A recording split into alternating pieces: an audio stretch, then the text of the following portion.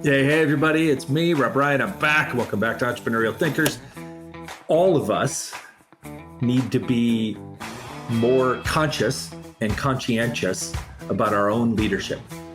And we need to better understand how leaders around us lead us, right? Fundamentally, to become the best versions of ourselves as human beings, we need to really more deeply understand kind of conscious, presence-based human leadership.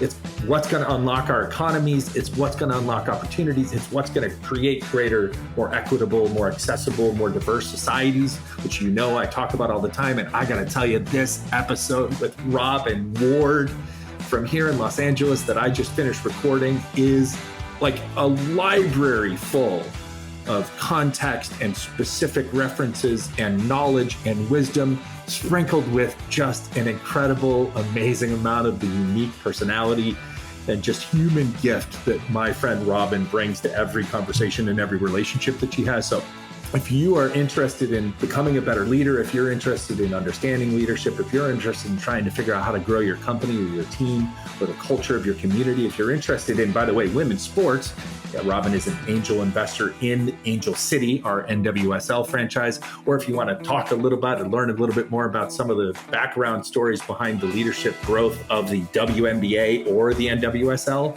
here in American sports culture, this is an episode that you are absolutely going to enjoy and you are all 100% not going to want to miss. The conversation's a little bit longer than our normal conversations, but that's because it was both so deep and so rich and so joyful and so full of humanity, which is, again, the hallmark of what Robyn does in her coaching business at Founder Forward. So please plug in and enjoy this show as much as we did making it for you.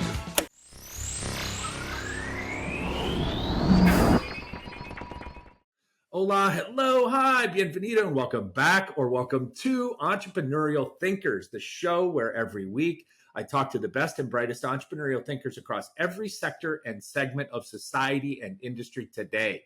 And today, I'm really excited to be joined by my good friend and one of the OGs of the Long LA Believers Club, Robyn Ward. So Robyn is a dynamic force in leadership coaching, business development, and investments strategy throughout the entrepreneurial economy, with impact everywhere, but a real concentration of impact and influence here in Los Angeles. With a career that spans 2 decades, Robyn has left an indelible mark on hundreds of entrepreneurs and investors, as well as her communities at large. She's the CEO of Founder Forward, which she's going to tell us a whole bunch more about because we're going to talk deeply about leadership and leadership changing and how to help develop leaders, something we all need to know more about to be successful. But through that work over these years, she has changed the lives of people. She's changed the lives of founders, executives, and teams, helping them to reach their highest potential, to draw from her extensive experience and expertise in positive psychology, performance science, and conscious leadership frameworks. But her impact extends far beyond just her coaching practice in business. She's not surprisingly also a sought-after speaker. She's, in my opinion, got a quick wit, a candid, kind of no bullshit Midwestern style that I love. And through that, she has become a contributor to many local organizations, a driving force behind a whole myriad of initiatives, frankly, that are too many to list in the Los Angeles community, in the women's and entrepreneurship community, in now women's sports, which we're going to dive into a little bit more later. She was a catalytic early investor in the growth of women's sports here through her involvement with our local NWSL franchise, aka soccer, for those listening outside or inside the US, Angel City FC.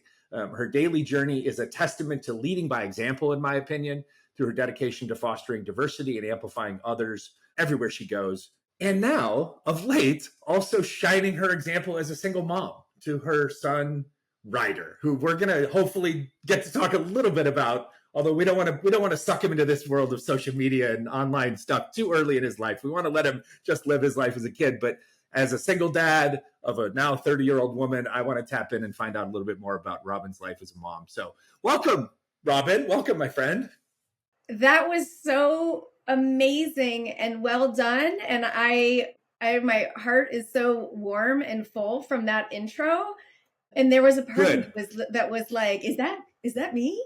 I'm like, can I do this every Friday morning? This is a really great way to start the day.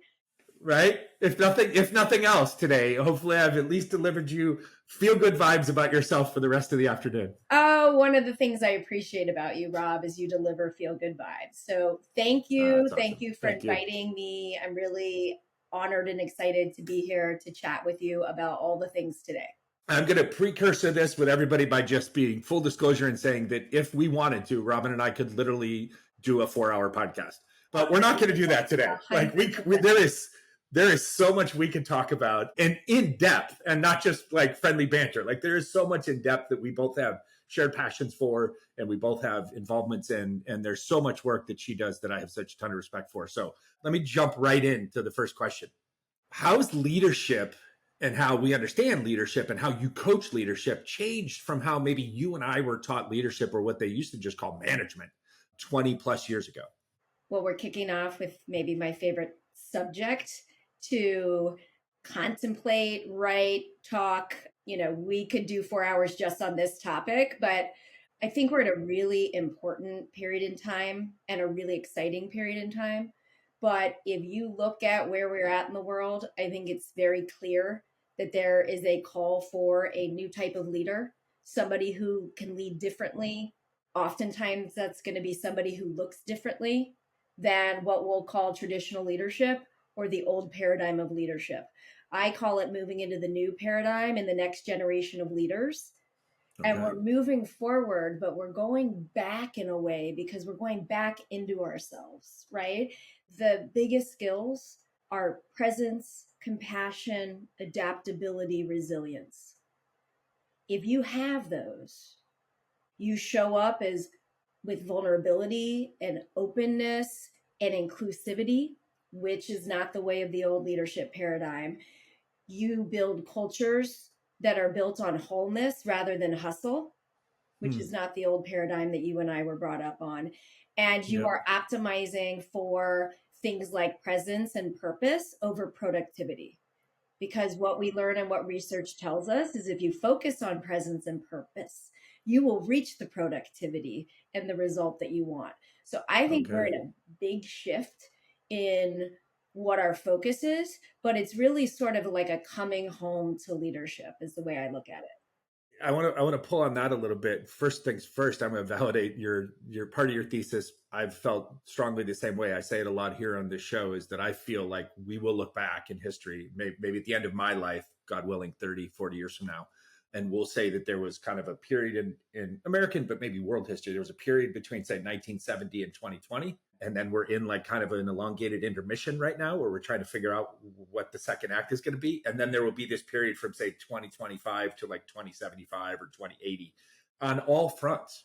I mean, like in every aspect of life. So I'm fascinated that you believe something similar. Yes. But I want to pull on this like return thing. Is it a bit of like going back to the basics of being human as opposed to the basics of being a late stage capitalistic manager? Yeah. I mean, this gets into, a lot of the study and a lot of the work that I infuse into my coaching. I call it, presence-based leadership, conscious leadership. And so everything starts with presence, right? So like my client base, my one-on-one clients are all founders and CEOs for the most part, or C-suite, right? So people are coming to me at a high level. These are great leaders, but they're also hustling so hard. They're addicted to busyness. They're, spending all of their time in their thoughts in their brain as opposed to the wisdom of their body. They're worrying so much about the future. They're ruminating on the past that maybe 10%, sometimes some of the people that come to me, less than 10% of their day are they actually present and in the moment. From presence and from being in the moment, that's the wellspring of equanimity and connection and resourcefulness, right? And again, whole body wisdom.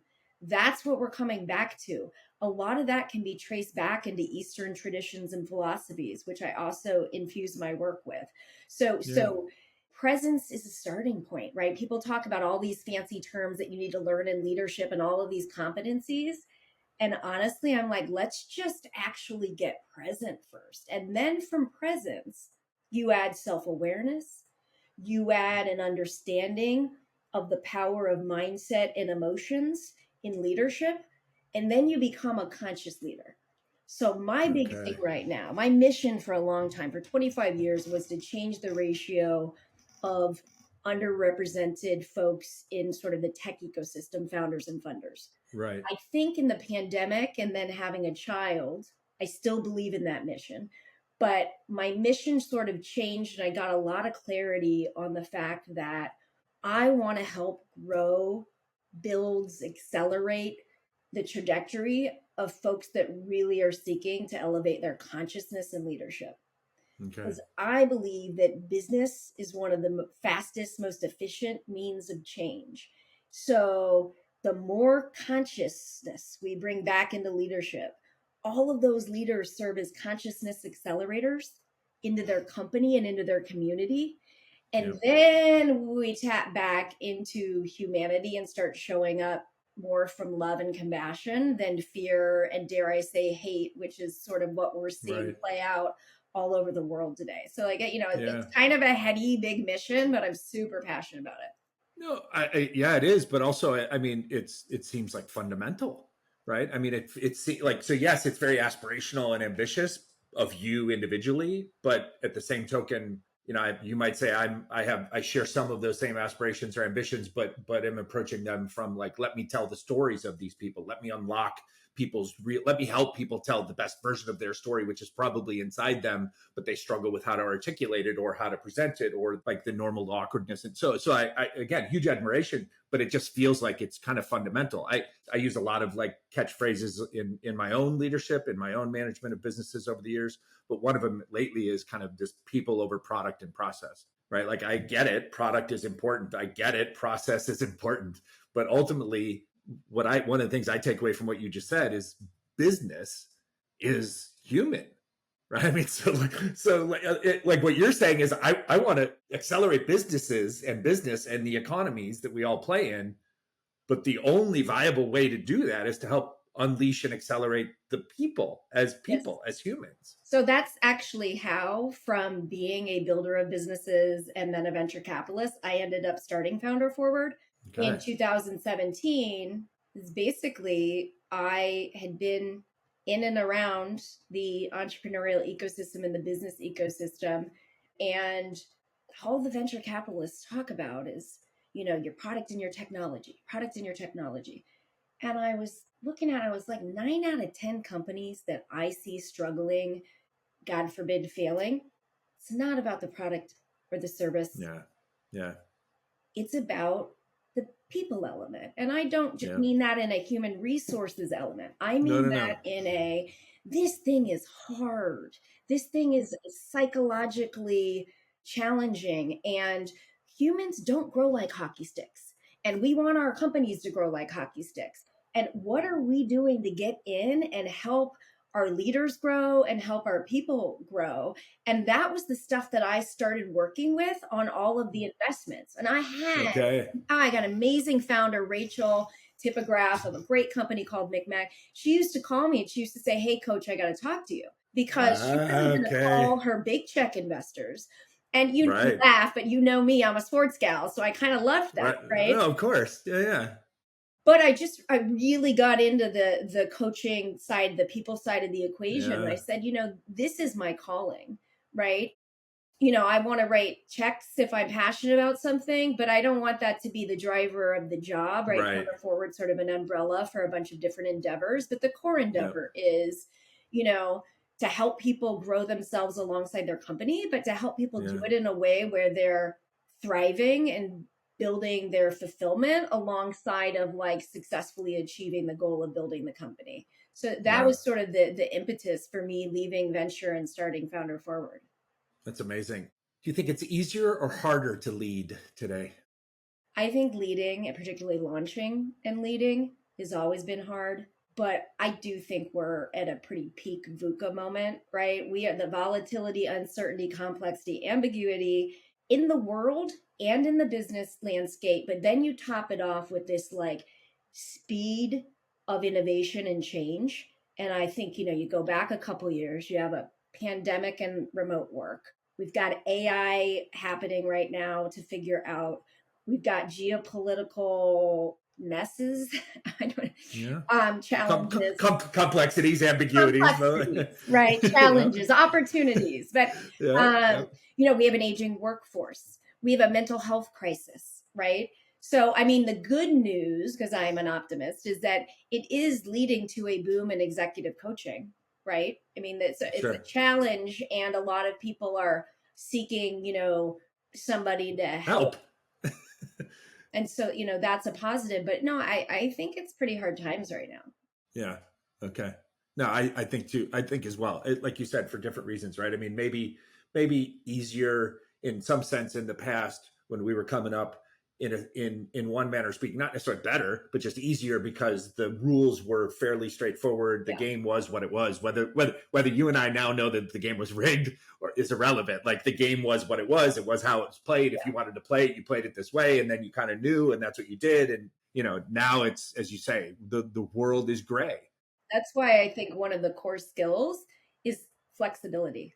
Yeah, 100% Right. true. Tell us what you just mentioned one. So give us a few more. Like, what are some key qualities that you see in your coaching of your entrepreneurs that successfully differentiate, say, a modern leader from someone in the past? I mean, Flexibility. yeah. So I think, I said some of them, but I think, presence, flexibility, something that's not talked about often, but the business world's been so focused on cognitive intelligence for so long that then we started to talk about emotional intelligence in the late 90s, and we're newish, but people know the word now. And there's still a lot of work to be done in that realm. That's often not what people come to coaching for, but it's often what ends up being a lot of coaching. Sure. But the sort of other component is somatic intelligence, which is really just understanding your body and the signals your body is giving you. And so, one of the things is, for a long time, particularly Western culture, a lot of us are walking around like a little lollipop, like our head's on a stick, right? And we're all up here, and we're just missing so much wisdom and intelligence. And so, I think the successful leaders of today and tomorrow are ones that get that this is like a full body approach to how you're showing up in life, but how you're showing up as a leader. And I think when you take that whole body approach, you are more compassionate, you are more connected, then you are more collaborative and more inclusive. And I think those are all the things that build the successful companies of the next generation. Okay, so you just talked about a whole bunch of component pieces. Is this pieces of the frameworks that you refer to as like presence-based or Yeah. conscious-based leadership? Because I know like this week, for example, it might have been yesterday or sometime this week, you wrote a post and then you posted some images and it had like a number of, I think it was C's, like it had a number of different letters. Yeah. Right. And I've been trying to keep up with it, and I kind of glean what I can from the newsletter before I was going to interview you anyways, just because I'm learning from what the information you share. So maybe for those folks that don't know, that are just going to hear about these things the first time today, like help us understand a little bit this presence-based framework or this conscious leadership framework and how you apply it into the work that you do. Great. So two separate things, but it all kind of goes together, which is the presence and the conscious based work, which a lot of that at the core is just really actually like slowing yourself down and becoming mindful, slowing your thoughts down, creating the space between, response and reaction, which is sort of, the famous Viktor Frankl quote. And there's work to be done there. What you were talking about with the 8 C's is actually a little bit of how I bring psychology into my coaching work. And Okay. so the 8 C's are from something called internal family systems, which I am writing about this week because I just did a training. Yeah. And the 8 C's are really about being more in self. And you, of course, need to be very present in self. So it connects to presence based. Okay. Sure. But stay with me a minute. But the way that this please can be take your really time. impactful is, I'll take an example of a client, right? So Perfect. internal family systems helps you think about your various personalities or your parts, right? So we all have a self, which is our essence. It's who we are when we're not swirling around and believing all of our thoughts, right? And we're calm and connected and creative and curious and clarity and courage and confidence. Those are the 8 C's. Okay. The parts we work a lot with in my coaching, right? So I have this client who just had a really negative lens, and he didn't really realize it until the work, because to him he was just being realistic and practical.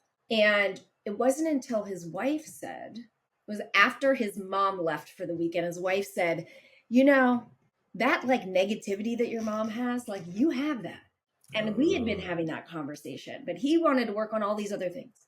So he comes to me and he goes, okay. Right? So we started talking about parts work. And so he has a hyper-vigilant part that he's really blended with, right? That it's all about like what could go wrong and what could go better, but not from like a positive frame. And so we spent a lot of time digesting that hyper-vigilant part, talking about where it came from, understanding it more, and then integrating it, accepting it and being kind with it, but just creating the space, which you do from getting present, between yourself and the part. So an exercise I have a lot of folks do is, it's a visualization, but you can actually draw a boardroom and with the seats around. Okay. Yeah. At any given time, when I've got a client like venting and this problem, I like to stop him and I say, who's sitting at the head of the table? Is it self? Is it 8 C's? Is it you as calm and curious? Or is it your hypervigilant person? Or is it your perfectionist or your hyperachiever? For me, my hyperachiever and my perfectionist are often there, right? And so then we will take a moment, do some breath work, put your feet on the ground, take a break. I mean, there's all these different things you can do to try to kind of like reset. And then, the goal of the leader is to really start tracking how much of my time today was I in the 8 C's, in self, in essence, whatever you want to call it, right? In consciousness, pure. Or how much of the time was I in any of these parts that are also part of my personality, but I don't want them to drive me. I don't want them to run me. And so that is what parts work is. And there's lots of modalities, right? So I've trained in positive intelligence. IFS is one of them. But if what I'm saying is of interest, again, I have a newsletter at Founder Forward. People sign up. And but we're gonna get all these. We'll get all these notes in the show notes too, so people will be able to find and follow and subscribe to that and learn. I mean, but also prospectively find and do work with you if they feel like they need that, if it really, really resonates. It's funny. I was literally calming myself just listening to you. I was like, this is great. I'm feeling better while I'm being present in just this conversation with her. Yeah. But I think it's a really valuable tool just to say at any given moment, like, who's running the show for me right now? Right. Who's like, in a meeting setting, right. Where there's lots of people are like, it's often like, work with people who, for whatever various reasons, the investor meeting is very stressful. The board meeting is very stressful. Right. So like when you go in there, who do you want to be sitting and leading you? You want your capital S self. And so you can catch your mind going into anxious mind, hypercritical mind, right? Those are all parts. And take a beat and ask them to sit back so that you can lead from your highest and best self. That's how you're going to be, stepping into your exceptional. That's incredible. I mean, it's so easy, right? As a multiple time CEO and a venture backed CEO a couple of times, like it's so easy to convince ourselves, right? That, well, I'm the hypervigilant guy because I have to be the hypervigilant guy because that's my job, is to be the hypervigilant guy and plan for every contingency and all. And then what you really wind up doing is you're justifying essentially unhealthy behavior. Right. You're just, or you're, my words, not yours. Like you're justifying allowing that persona, that version of yourself to take over all the time or too much of the time, right? When I was in my, that's the beauty of IFS is all of these personas and parts. There's no bad parts, right? This is a title of a book by the creator, Dick Schwartz, but everything has value and serves a purpose, but Yeah. not if we get blended with it such that it becomes, such that it's driving us, such Yeah. that we aren't an agency and choice, right? And what we don't want to do is hate our parts or be ashamed of our parts, right? We want to explore them and understand them, right? And integrate with them. So this is Right. a lot of the work that I do in coaching, is to like create the space and actually do the work so that people can really understand. And you know, the beauty of this work is this is going to help you be a better leader in the office, but this is going to just help you be a better human, right? So, Exactly. you know, But then, and your original thesis at the top of the show is like, I get to help people become better humans, better versions of themselves, yeah, right? Which then in turn, I know that then that will help produce the outcomes that those people desire, or that their investors right. desire, or that the market is affording them, right? Which then in essence is we've helped create a better business, Right. And it's a right? mirror impact, though. Like if you show up your best self and your best self energy, that's what you're putting out there. So then your team gets that, or Yeah, you know, yeah. your partner, your dog, right? It's like how we're showing up in the world. And right now, there's so much below the line energy, and everybody's Yeah, coming from these parts that are wounded from yeah, legacy stuff. yeah, We have a lot of that right now going on from our yeah. pasts and where On all on fronts. No, all on all fronts, fronts, right? societally and industrially. Yeah. And so and then we have our personal burdens that we got in our familial life. And I think all of us have the responsibility to do this work to show up as our best selves. But I think that, you know, leaders in particular running a company, like this is your work. Like some people Yeah. come and I can tell they think of coaching as like an extra thing they're going to do. It's a nice to have, I don't right? usually take those clients. There's nothing I wrong would with those imagine not. clients. I'm very Sure. particular about who I take on. I want somebody that understands that, like, this isn't like an addition to your leadership job. Like, This this is your is job. the work. Who you are Yeah. is how you lead. Like, that's Good for you. the client I want to work with. No, that, yeah, it makes total sense for both benefit for yourself, for your own self-preservation and your own longevity, but also for the benefit of the people. Is like, this is what we're going to focus on. If you're going to take it seriously, you're going to get this from me. If you're not going to take it seriously, or you have a different agenda, then we're just not a good fit, right? So Yeah. good for you. You mentioned how much of our lives get shaped by our familiar upbringings and our kind of historical context. Like, how did this girl from Indiana wind up this powerhouse woman that I know in LA? Like, you talk, so we know how Founder Forward got started and what the origin story was. Let's go back further.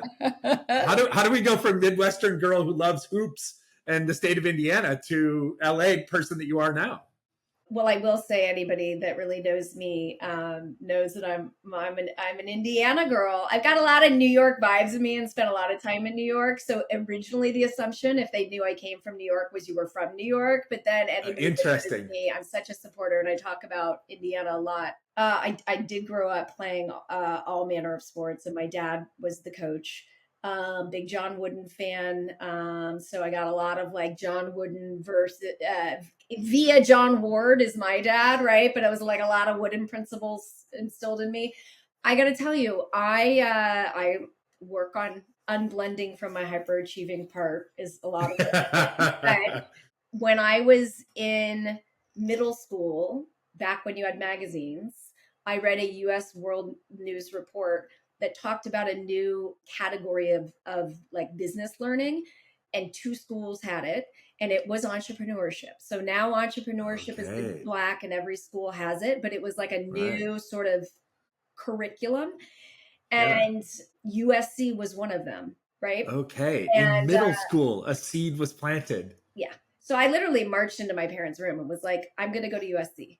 Now, had I not been a straight A student who was going to go on to be like a co-valedictorian, then I probably would have ended up at IU, because everybody ends up at IU and a few at Purdue. But, you know, so I literally marched in and said I was going to USC, and I went to USC. And so that's how I ended up in LA, but I ended up in the entrepreneur program, right? So like, I say to so many people, you know, think of your career as a jungle gym, not a ladder. But for me, you know, some people, like, I really was kind of like right up this ladder. And I will connect one dot I missed, which is my grandfather, after whom I'm named, and I've told you this because his name was Robert, he was an orphan in New York City, and he had two younger brothers and they had nothing. And he became an entrepreneur and he put them both through school. He never went to school. And so, a piece of what struck me in the entrepreneurship was like my connection with my grandfather, and he used to teach me about business and stocks. And so that was the like, oh, I'm going to go do this entrepreneurship thing. And that led me to USC. And my whole career has been in and around entrepreneurship and helping entrepreneurs, now also leaders of bigger companies. But so, it's pretty interesting because for me, it was a pretty direct shot in a very focused lane. Well, and it's fascinating to me too. Again, this is like I'm aging myself or us a little bit. I'm older than you, but is that, when we were kids and like you grew up in the Midwest, I grew up in Chicago, like the frameworks of how our parents or how people, adults, like talked about things or defined things like in a cultural sense were like really narrow. Right. And one of those that I kind of grew up with was like there were East Coast people, right? And there were Midwestern people, there were people from the South, and then there was like everybody else, right? And everybody else, sometimes those people wound up on the West Coast, but like at least in my household, where I was told that I could never go to school in California and that the West Coast was for like crazy people and blah, blah, blah by my super Irish Catholic conservative dad who like only knew Chicago, right? Like, it's funny because you basically are this, and not surprisingly, you are this amazing conglomeration of essentially like the dominant regional cultural personality types of the United States, right? You are like, you have your humble, honest, like plain spoken, lovable, loving Midwestern roots, but you have the New York City edge / East Coast edge to you. And but then you have become this West Coast person. But in a lot of ways, like my dad eventually later acquiesced and said, well, one of the ways you'll stand out in the Western part of the country is essentially by bringing those things that you were raised with from home culturally, like by bringing those and showing up 5 minutes early. By the way, audience, she showed up 10 minutes early today, right? So like you're like this fascinating conglomeration. I get it sometimes here, like, but mine is more, it's like you were in the Midwest and now you're in the West Coast. Like you're this, like you've got all the pieces of the puzzle. That's awesome. It is interesting because I say I'm a little bit of a mutt. Like I've done both coasts, but like my roots are in the Midwest. And it's so funny because people will meet me and think one thing, and then the second meeting they'll be like, oh, you're so Midwest, I thought you were so New York. And then somebody will say, some of the like, LA, I'm deep into like breath work and some of the things that infuse in my coaching, I guess could be a little West Coast. So I do think it's pretty interesting. I am oh, it's fascinating. And you're also kind of myth breaking, like by just being you, right? You're proving that there doesn't necessarily have to be this narrow stereotype, or there isn't this, like the truth is a Midwesterner with a New York edge and a self-awareness of a West Coast LA person can exist in the same person and still be pretty cool to hang out with and pretty talented, right? Like it doesn't have to be some narrow stereotype. Yeah, I think, I just was on a podcast about women in sports, and I do attribute some of my like, well, I'm just going to do this because honestly, not a lot of people in my class from school. You literally went to like IU or Purdue, right? And I said I was going to California and nobody thought I would actually go. And I was like, of course I'm going. So I do attribute some of my like confidence and boldness to having grown up playing sports, right? I mean, that's where it ties in. And I played Pee-wee sports and was one of the best players on the team, with the boys for a few years. And I got a real chip on my shoulder when it was like, okay, now we're separating. And I remember like sitting down with my dad and I was crying and I didn't understand. And, I really developed one of those, like, I can, whatever the boys are doing, I can do, and I can do it better. And good, bad, indifferent, like that attitude helped me with academics. It helped me when I was an investment banker, which I don't mention often, but I was for 2 years. And I was like the only woman recruit in that class. And then I was in tech, and then I was in tech at the heart of media. And it's always, sort of been the only woman playing in a room of guys. And I attribute a lot of that, like, toughness and grit and perseverance to early sports in my life. No, 100% true. Yeah, it defined me and whatever it is that I've become it now in my mid to late 50s, like it's all still rooted in those things. Yeah. That's incredible. And by the way, as I told you before we started the show, you are a pro at this. So thank you for segueing us to what we're going to talk about now, because you just queued us up perfectly, right? Yay. So you were one of the original investors in Angel City Football Club, which we talked about in your bio. I have a question, two questions, kind of two-part question. One, like, what has surprised you about the meteoric rise and impact of women's sports in business, like the business side of it, and kind of community engagement? So that's part one. Two, did you foresee this meteoric rise and this monumental shift happening when you invested? I'm going to start with two, and maybe it leads into one, or you can bring me back. Yep. I knew when the conversation started, which were sort of on the heels of the 2019 Women's World Cup win and all that momentum, I knew something big was happening.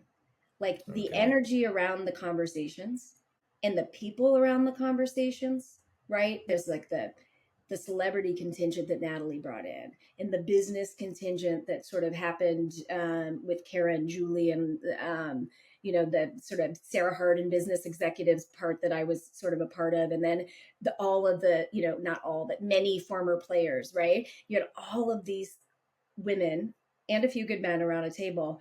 And it was unlike anything I've experienced, right? You could tell, like, this was about a movement. This was not about a sports team. It was just you could feel it with all your experience and all your perspective.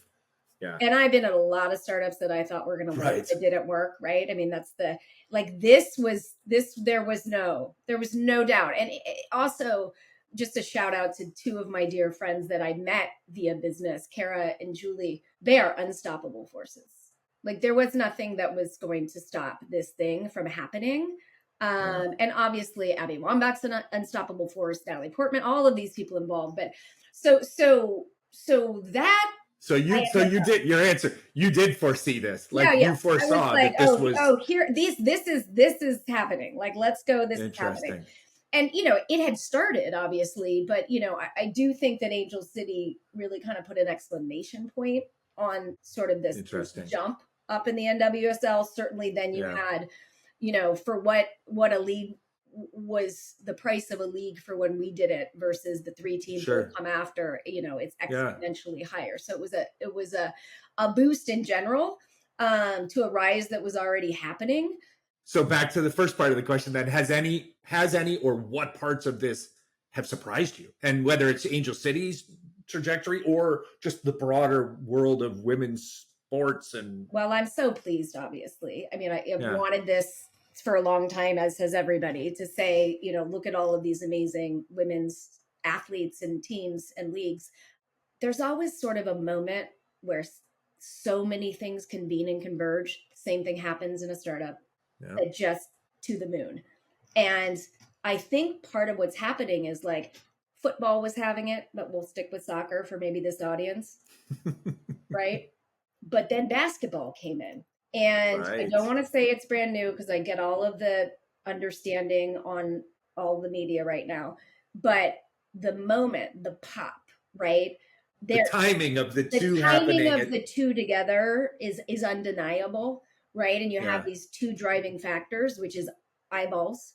That's either watching, streaming, online, TV, whatever you want to call it, in person, or media coverage, plus money.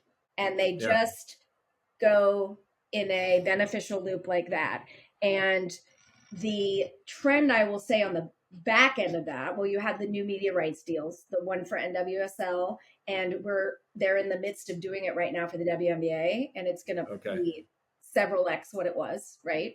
So that's the money, and then with the money, you get more distribution, and then you get more eyeballs, right? So you get this virtuous circle, which then begets more money, because now the investors, the whole thing, now another category of investors are like, wait a minute, right? Like, I've been putting my money over here because I know I can 12, 50, 100x this sports franchise, but turns out there's some deals to be had over here. Right. Which is a trend that's happened, right? Like, literally in the last 3 years, so many people have started sports funds, or sports are part of their funds, right? People are recognizing the isn't it like, and Kara's doing something, right? Monarch Collective, which is a whole huge $100+ million fund focused on sports, but there's like a number of those, right?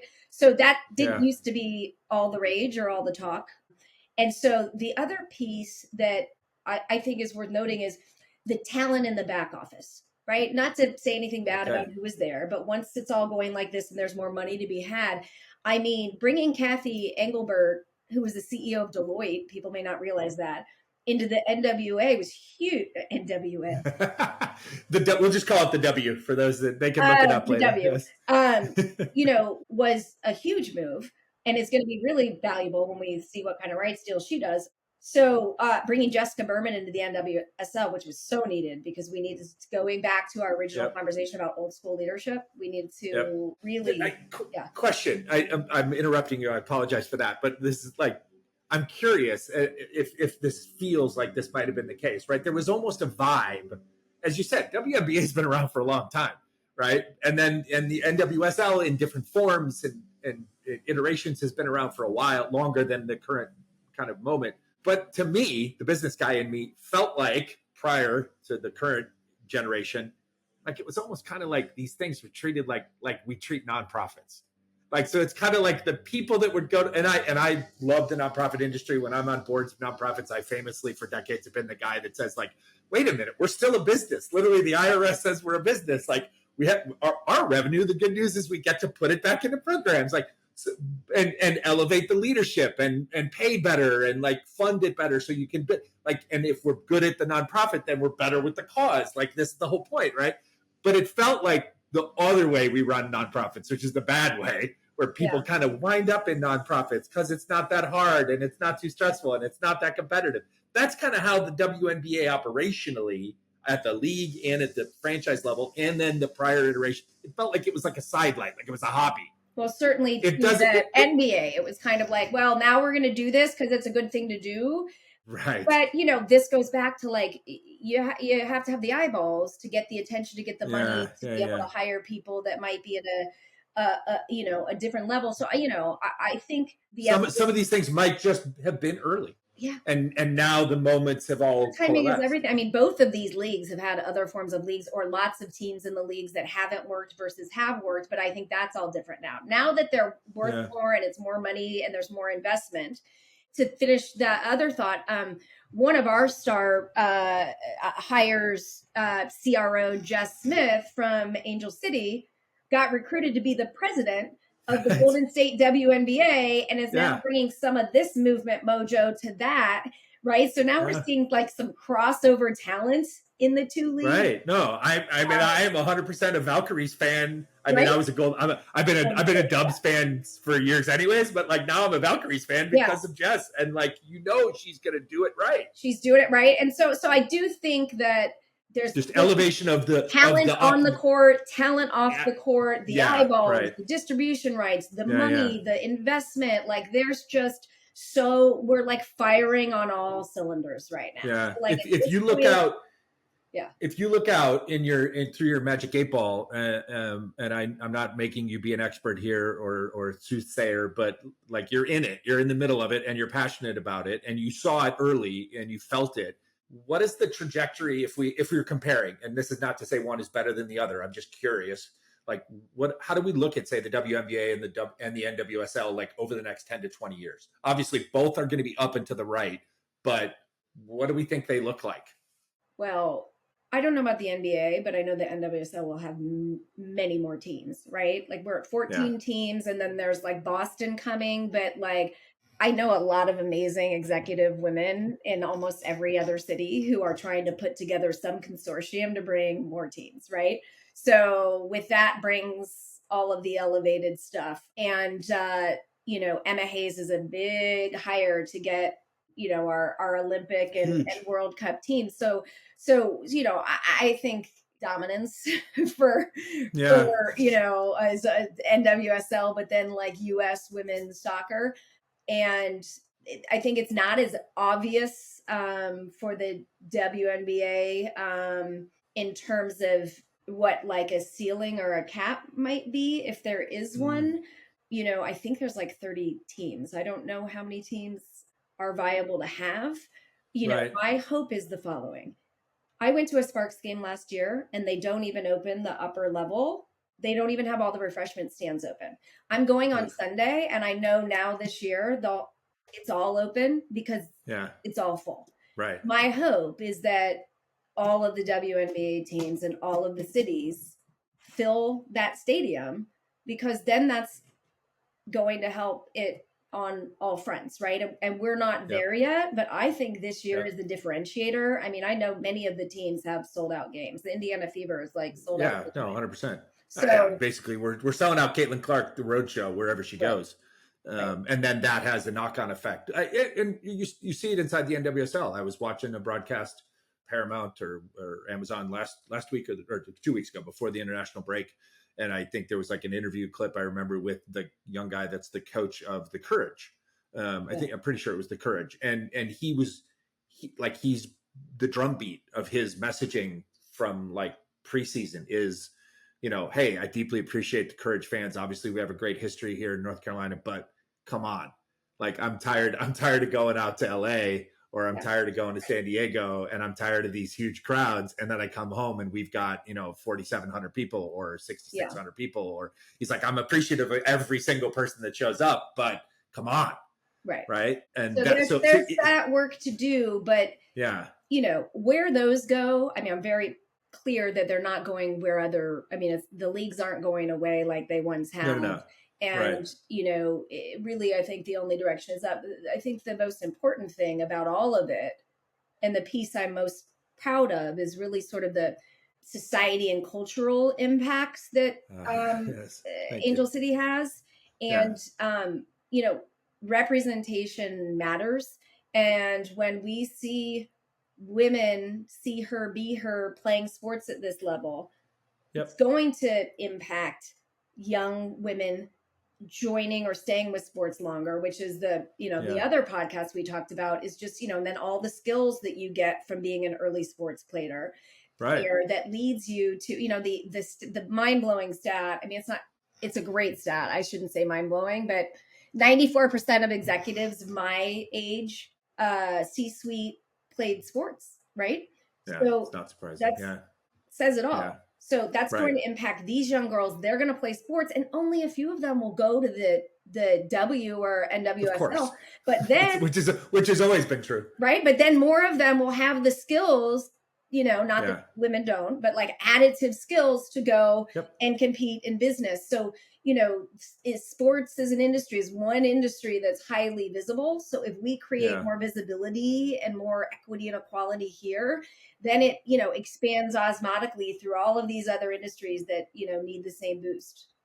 Is that part of why it's so important to Angel City and the business model and kind of the mission level of the operation that says, like, we're a catalyst for change and positive impact and representation in this community in Los Angeles? Like, because it just, like, as a fan, as a consumer, I mean, like we were talking before the show, I'll probably go to the watch party tomorrow. Like, watch parties, that's just a new phenomenon that didn't exist except if it was the finals or something, right? So I'll go to a watch party at a gay bar in like Los Feliz in a lovely neighborhood, right? And I'm sure I will be surrounded by just a panoply of people of all different walks of life tomorrow morning at 9:30 in the morning to watch a like regular season women's soccer game from New York City, right? So like, is this commitment to, I know Angel City takes parts of our revenue and profits and puts it back into the community. Like, is that just almost as important, or is it just as important as on the field pitch success? I think it's fundamental. I mean, it was the core. It's like culture in a company, is the community and the culture, right? Yeah, I think it's foundational. And I think that Angel City has blown it out of the water. Like, I've never seen a company really do this is the percentage that we're going to donate back. Every weekend there's like 10 street teams at 10 different things, right? They've fed X millions of meals and provided X millions of sports bras to young women in communities. So, I mean, they're really the gold standard of like walking the talk. But I think it's just another virtuous loop. It pays off that, that this community is so passionate around this team. This morning, I'm driving back from dropping my son off at preschool, and there is like a gray-haired man who's our age or older walking down the street in Venice in his black Angel City hoodie. And every time I see something like that, I'm like, yes, Yep. yes. Oh, Right? yeah. Like, 100%. Yeah. No, I mean, my connection to my nieces, 12 or about to be 13 and 16, who, yes, they both love soccer and they play soccer, but they live like down there in South Orange County, where people in far South Orange County would just as soon affiliate themselves with everything San Diego than anything LA. But they love their Angel City stuff, and it just gives us something more to talk about, and it's something we can text about, and right, and like, hey, Uncle Rob, can we use your Paramount Plus login so we can watch the match when it's on TV? Or like, when I was there visiting for a couple of weeks, it was like I had to load the Ion TV app onto their Roku so that they could watch it there. So it is a point of connection. It's incredible. The thing that I find interesting is I hear lots of stories. I suspect that they're true. You can tell us if they aren't, but I hear lots of stories that, and this goes back to leadership at the beginning, and then we'll kind of get to the last section of our show here, but there's a lot of collaboration in the NWSL amongst owners, amongst managers. There's and I'm gonna attribute that, the 50-year-old white middle-aged dude is gonna say that's because there are more women in the room, and there are more women in charge, and there are more women choosing to be collaborative and say it's going to be good for us if we help the Houston Dash figure out how to drive attendance. And hey, Boston team that's coming in, like, eventually we'll compete on the pitch, but the truth is, or Bay FC, like, yes, we're competitors on the pitch and in business in some sense, but the greater sense is we're part of something. Is that true? Like, are those stories that, like very much so. That's very just good human leadership. Correct. It's co-creation. It is the attachment to the purpose, which we've talked about, and the meaning of the movement, driving equity forward and equality. So that's such a healthy competitive, but this is a very cooperative community feeling. And I think we talked a little bit about, getting back to humanity. The thing that sports does is it's like a great equalizer, right? You can have all the differences in the world and you transcend them the moment you realize that you love the same sport, or particularly if you love the same team. And there's a sense of belonging. Like, people have a sense of belonging to this like club and team. And we're missing our senses of belonging. And when you go to those matches, and the reason why people go to a watch party when it's not even the finals is because we've lost our sense of belonging in the world and our like IRL connections, and sports helps us do that. Right. And I love that piece about it, and sort of the connection into the things that are really top of mind for me is I think that, the companies that are the most successful are the ones that really create an environment of belonging. And I think that one of the reasons why sports in general is successful, but within sports, the clubs like Angel City and what Jess is doing are the clubs that are like putting community first and really making the fans feel like they belong, like, with the team, which is like a deeper sense that like we're in it together. I'm not just rooting for you from far away. Right? Like, if you belong to the community and the community belongs to you, I think that's when you just get to the level of exceptional. Yeah. No, and that also will, because sports fanatic, it adds a level of craziness to us, right? Like, that will also carry with it some extra burdens and some bumpiness, and like expectations are different, and and then it's like, it's still sports, and we're still not going to win every match, and we're still going to trade players that you might love, and like, that's still going to happen, but we're part of it in a different way. Yeah, true. Yeah. All right. So this is I'm about to ask you a question because I at least want to get your opinion on the record about this, but literally this could be an entirely separate podcast but I want to at least touch it because I would be remiss if I didn't, with your depth of experience and expertise.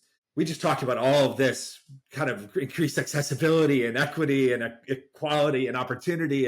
And yet you and I live in a world inside of tech entrepreneurship and VC fueled entrepreneurship where, like, we are inundated daily with stories about how women entrepreneurs, and God forbid, poor women of color entrepreneurs are basically only invested in like 1 to 2 to 2.5% of the time. Is there any pathway in which the canary in the coal mine that is sports and this not movement, with this fundamental change, starts to cross over to the traditional business world, or is that not going to happen? Well, it's going to happen. Okay, thank you. It's going to happen. As we've talked about, I'm super passionate about changing the ratio of funders and founders within tech, and also who's in the C-suite in the boardroom, right? Like these are two big passions of mine. And we've been kind of stuck at the same numbers for a while. And yet this kind of change takes a long time to play out. The entrepreneurial ecosystem in particular, because it can be 10 plus years now that a company is having an exit. It's like a longer trajectory than it used to be. Right. And the IPO markets are different. And so, it's a long time to figure out if a first time fund manager is successful or if a company is successful, right? Yeah. So on that side, I think some of it is timing, but here's some things we really need. And this is for either the boardroom, the C-suite, or tech community. We need to fix the healthcare system. That's a whole separate podcast, but and childcare system. Until we fix childcare, we're not making a lot of progress. Okay, so that's number one. I'll say with like supportively argue if we attacked both of those things, and in the healthcare side, if we separated it somehow from the employment track that it's been attached to uniquely in the United States for some reason post World War II, that would unlock so much economic flexibility for people and communities. So that's key. Yeah. Then we need to get a lot more Melinda French and Arlen Hamilton, my good friend, out in the world. And so one of the ways we do that is we need to have some of the last 10 years, we've seen more women be funded, even though the numbers aren't. We need some more big exits, billion-dollar exits, because that's how you start to trickle the money down. We've seen a little bit of an uptick in women and people of color getting like seed and pre-seed funds. We need that to continue, but we don't have a lot of those non-white dude folks in growth, right? We need more growth investors to come in and be able to then like write the big checks to really help a company take off. So that's a hole in the market. And then what we need to be doing now that we're not, so I'm glad that you actually gave me a platform to speak to this for a minute, is there's some really backwards things happening right now. And recently courts have halted some grant program investments of the Fearless Fund. And essentially a fund giving grants to Black women business owners. These are $20,000 grants. The numbers. I mean, I'm laughing. I'm laughing. This is awesome because you couldn't have known this. So we do a second show every week. That's a little short, me direct to camera, talking to my phone. That's like my recap of my thoughts for the week. And it like tips back to like, oh, and here's something that triggered because I had this conversation with someone who's going to be on a future episode of Entrepreneurial Thinkers, blah, blah, blah. But the B block of that show this morning that will pop out this afternoon, which is, by the way, that show is called Stoppage Time because it's that little bit of extra time between the end of the game and your weekend. That's it. But I talked about the Fearless Fund, and I used much of the colorful language that is probably right now running through your brain. I used it on that show, and you will happily see that show in a few hours. I mean, what WTF are we doing? No, it's we have to support these programs. They're a vital part of rectifying like systemic barriers that marginalized communities have faced. And there are people inside of those systems of oppression and discrimination who are just using the law as a tool for their own, this is my words, I'm not putting these in your mouth, but are using these as a game to essentially propagate their own revisionist. Here's the thing that's driving me insane. I really told you that I kind of got this conscious leadership mission. I am not only in the tech world anymore, right? I've kind of broadened, but that is my Twitter. Those are my communities. And I am not seeing because I was, like DEI advocate, I obviously like have a lot of friends that are Black and brown, and there is a distinction in what's happening on Twitter and social media. Like, where are we? Why we need to be in outrage about this. And I know there's a lot of things going on in the world, but this is a big deal that is going to set us back. Black women hurt more companies than any other women. How are we helping them? Like, what is happening? We want to actually like help people be like, oh, people need to pull themselves up by the bootstraps. It's like, nobody, that's that. By the way, last week's episode, an immigrant first gen now VC in San Francisco, a young guy, Ecuadorian, Colombian from New York City, Pedro Crespo. You'd love this kid. You'd love him and what their firm is doing, and you'd love his story if you have a chance to listen to it. But literally, we titled that episode that America is not a meritocracy, and neither is tech-fueled VC. And because that's the pulled up by your bootstraps thing that we have fallen in love with is like we bought into our own marketing. And the truth is, it's not ever been, the bootstraps have never been equally available to everybody. Right. So I will say I was very pleased this morning because while I saw the Angel City guy, because what I do in the mornings on Tuesday and Friday is I don't know, this is great parenting advice, but I have my earpod in one ear in the morning so I can listen to Karen Scott on Pivot. And nice. I want to give them a shout out because as I was driving back and saw my guy this morning, they were talking about it because somebody asked a question and Kara picked it to put. Yeah. Awesome. The first like high profile place where I saw like amongst a community, people talking about this. And, you know, Kara wisely says it's a meritocracy, not a meritocracy. They have a great 10 to 12 minutes at the end of their pod today.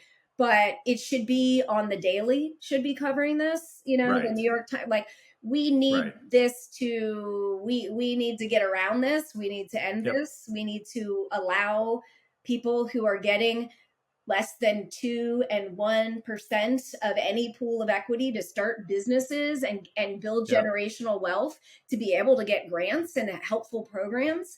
So, I'm glad you asked that. I'm glad we had a moment to touch on it because I think it's really important. And I think it's a shame that it doesn't seem to be getting the coverage that it deserves.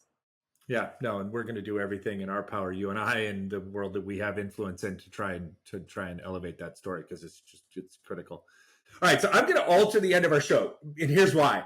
Because there's a question I want us to talk about that is more important than what I would normally do at the end of the show. Okay. So normally at the end of the show, we'd be actionable. Everybody knows this. And I would tap Robyn's immense brain for a couple of like 2 or 3 specific actionable steps that you can do to do this or to do that. I don't want to do that today. If you want actionable steps, go get on the newsletter. I was just going to say, we've already dropped. Right. We dropped so many actionable steps and like bits of wisdom today. I want to finish up with ultimately what I have learned over the course of my 35-year career and my adult life has been the most important job that I've ever had and how it's influenced the rest of my work that I do in my professional life. And that's being a parent. And so I openly have said for years in my own businesses and entrepreneurs that I've coached or mentored, I say it on the pod and writing all the time and social media, like most of my great leadership or management lessons or truths are just things that were ripped from my parents that they taught me when I was a kid growing up in Chicago. And then I didn't know any other way to do it when then I was presented with this 11-year-old girl who was going to come live with me full time, who is my now 30-year-old screenwriter here in Los Angeles in the entertainment industry and who I'm immensely proud of. But like, I was like, hey, I'm just going to do those things. And then she taught me raising a teenage girl in Southern California, unlocked a whole additional layer of me and made me the man that I am.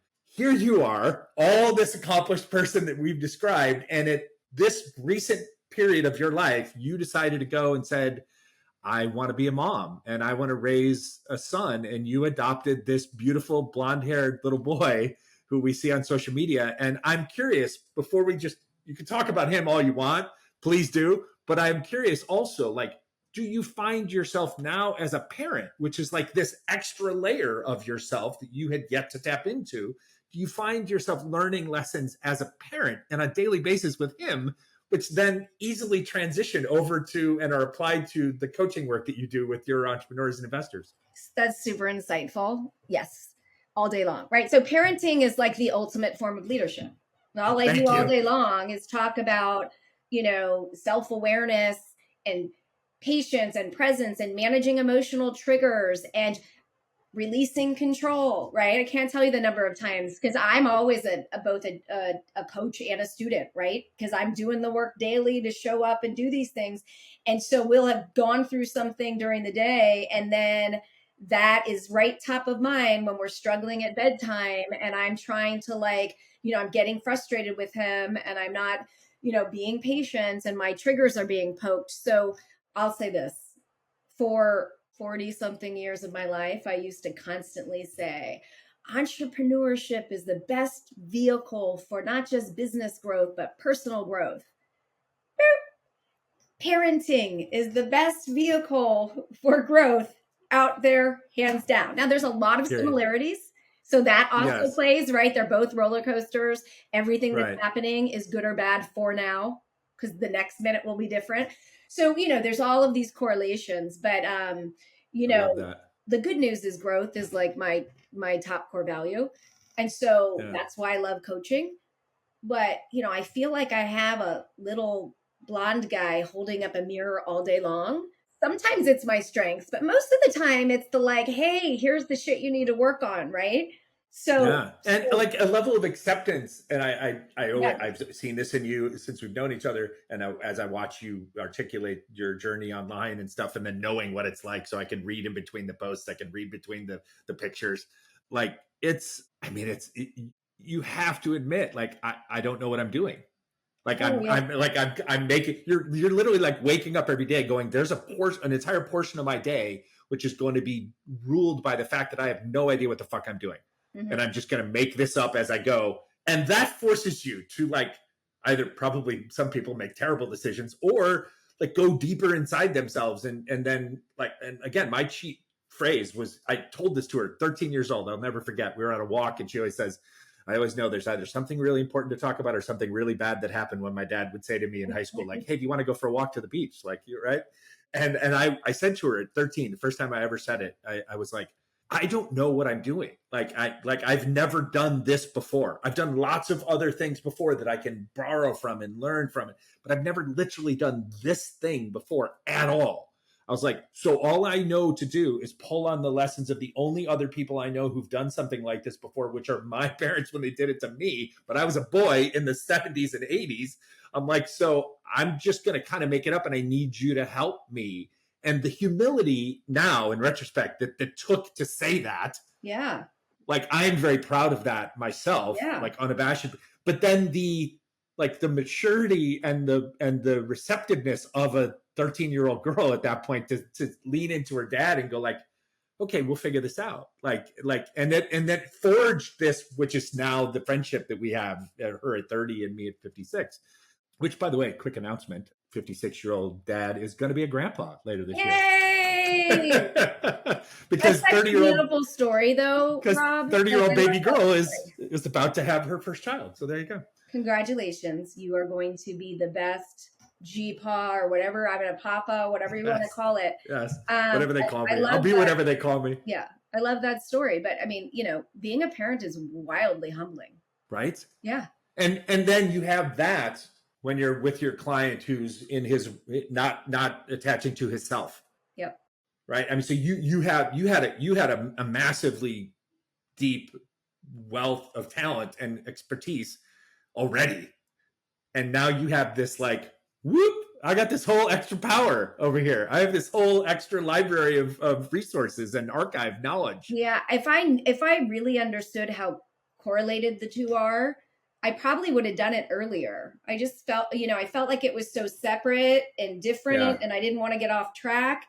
And then it's like, here I am. Yeah. And it just goes back to this, like the virtuous cycle of doing the work all day long and then extending that work into trying to show up as my highest and best with my child. I really find myself I just have a lot of gratitude for the connection between the leadership work I've done and the personal work I've done and how that's helping me show up as a parent. Mind you, I have a lot of work to do and a long way to go, right? That's part of the process. But it's very helpful to be somebody who studies leadership and is a leadership coach, and then to leverage all of that into parenting.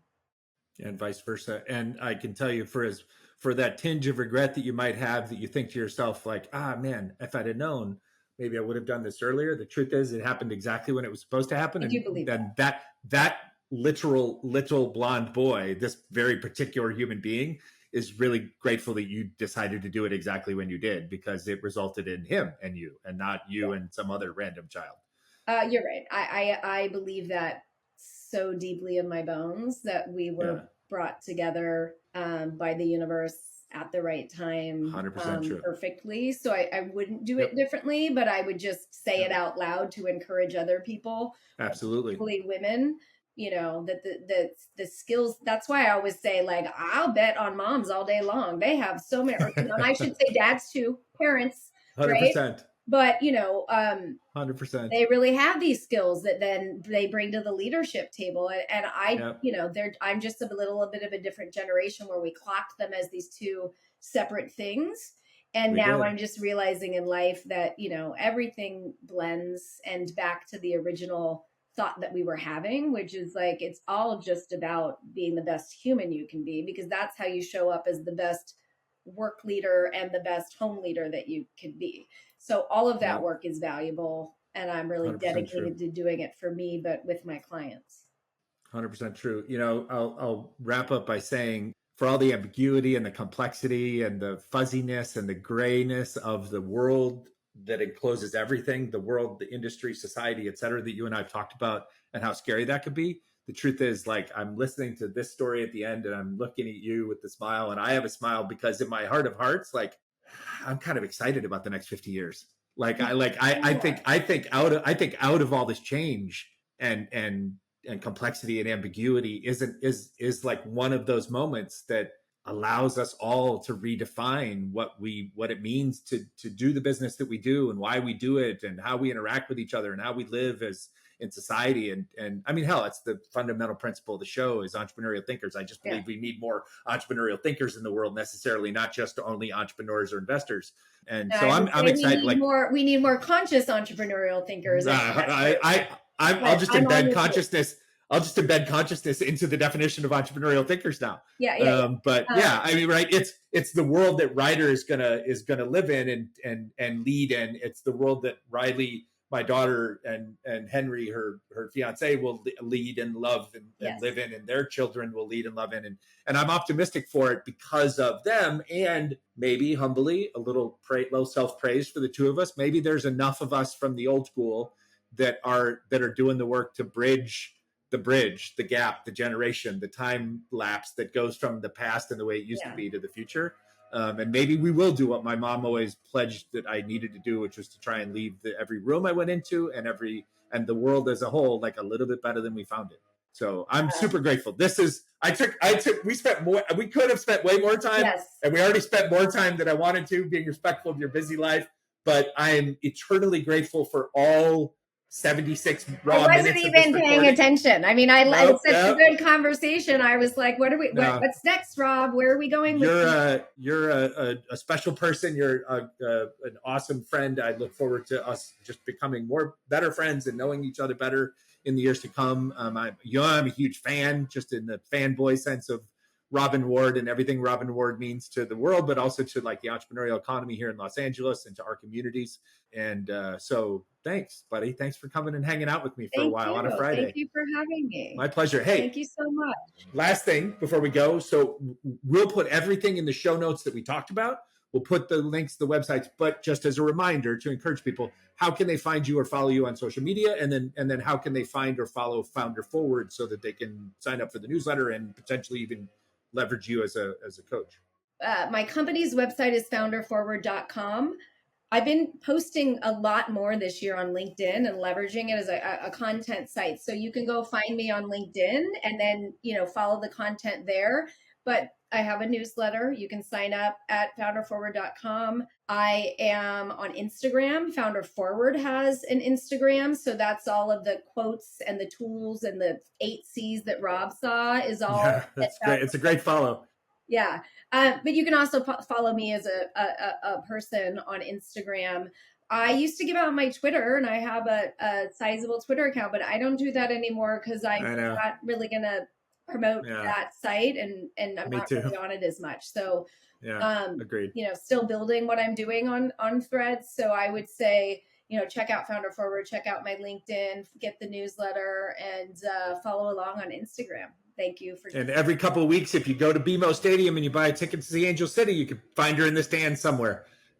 It's easy to spot me because I often start the wave or I'm just like out of my mind, right? So Yes. yeah, I'm not a Yes. hard person to spot even when all 22,000 seats are full. Right. Exactly. That's awesome. All right. Big hugs. Have an awesome Friday. Thank you so much. Thank you. Well, I hope you enjoyed that episode as much as I did recording it. As always, we thank you so much for listening and watching. Today's show was recorded here in Los Angeles and produced by the incomparable Deanna Bernal in Mexico City.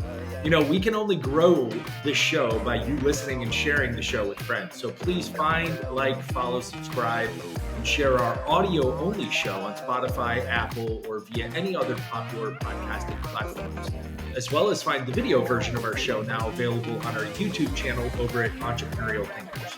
And of course, you can follow along on our various social media platforms for fun and informative clips and content at Entrepreneurial Thinkers, wherever you can find us. And if you'd like to connect with me, you can find me at I Am Rob Ryan on just about any social media platform. Gracias, thank you, and have an awesome day.